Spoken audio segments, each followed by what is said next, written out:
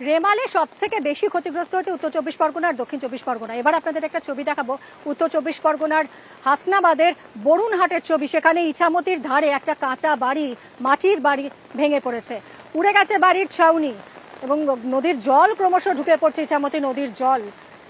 কথা বলবো আমাদের প্রতিনিধি অনুপমের সঙ্গে। অনুপম, মাথার উপরে ছাদটুকুই উড়ে গেছে, ফ্লাড শেল্টারে কি এদেরকে আগে থেকে নিয়ে যাওয়া হয়নি? কিভাবে এরা এই কাঁচা বাড়িতে থাকছিলেন?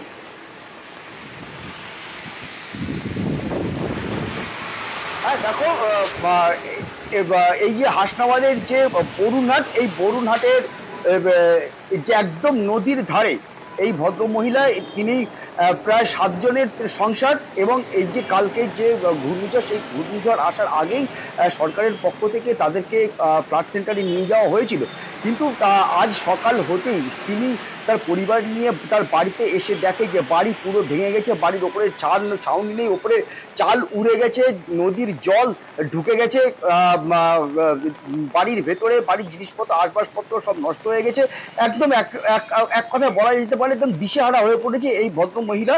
এবং তার যেটা অভিযোগ যে এখন সকাল থেকে এখনো বেলা গড়িয়ে গেল, এখনো কিন্তু কোনো সরকারি আধিকারিকের দেখা নেই। কিন্তু সরকারি অনুদান না পেলে, সরকারের যা সাহায্য, সেই সাহায্য না পেলে কিন্তু তিনি কোনো রকমই কিন্তু এই বাড়ি ঠিক করতে পারবে না, বা এই বাড়ি কিন্তু ব্যবহারযোগ্য করতে পারবে না, এই বাড়িতে তিনি বাস করতে পারবেন না। সেই জন্যই কিন্তু ভদ্রমহিলা রীতিমতো দুশ্চিন্তায় পড়েছে যে সরকার যদি সাহায্য না করে, সরকার যদি তাদের পাশে এসে না দাঁড়ায় অতি দ্রুত, তাহলে তারা কোথায় এই কদিন বা কোথায় গিয়ে তারা বাস করবে, এই চিন্তাতেই কিন্তু তারা এখন রীতিমতো দুশ্চিন্তায় পড়েছে।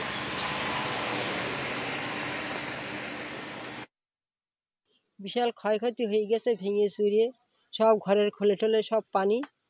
বিশাল আতঙ্কের মধ্যে ছিলাম, ঝড়ের ঝাপটায় সব কিছু ভেঙে চুরিয়ে গেছে। বিশাল অসুবিধার মাঝখানে আমাদের কি করি কি করবো আমরা নিজেরাই জানি না। অন্যদিকে সন্দেশখালীতে রায়মঙ্গল নদীর বাঁধ ভেঙে গেছে এবং জল ঢুকছে ক্রমশ গ্রামে হু হু করে। জোয়ার আসলেই জল আরো বাড়বে, ফলে অনেক বাড়ি প্লাবিত হওয়ার একটা আশঙ্কা থেকে যাচ্ছে। আমরা এই নিয়েও জানবো, অনুপম রয়েছেন আমার সঙ্গে।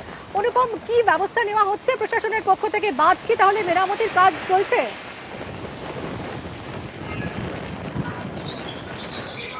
হ্যাঁ দেখো, এই যে সন্দেশখালীর যে রায়মঙ্গল নদী সবসময় একটা আতঙ্ক তৈরি করে থাকে। তার কারণ সন্দেশখালীতে সবসময়তেই একটা বড় জোয়ার ভাটা খেলে, জল সবসময় উথল পাতাল করে।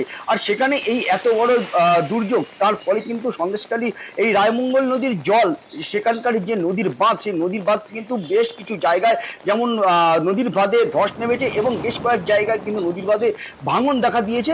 এবং সেই জল কিন্তু ঢুকছে যেমন সন্দেশখালীর একদম মেন যে সন্দেশখালী এলাকা এবং কুশখালী, এইসব এলাকায় কিন্তু জল ঢোকা শুরু করেছে। যদিও তৎপরতার সাথে সরকার কিন্তু তৎপরতার সাথে সেখানে গিয়ে কাজ শুরু করেছে। পঞ্চায়েতের তরফ থেকে সেখানে গিয়ে অতি দ্রুত কাজ শুরু করার চেষ্টা করছে।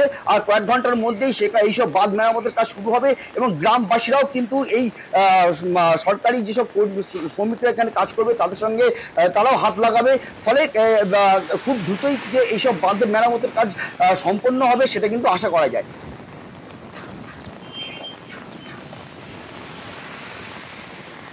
ধন্যবাদ অনুপম।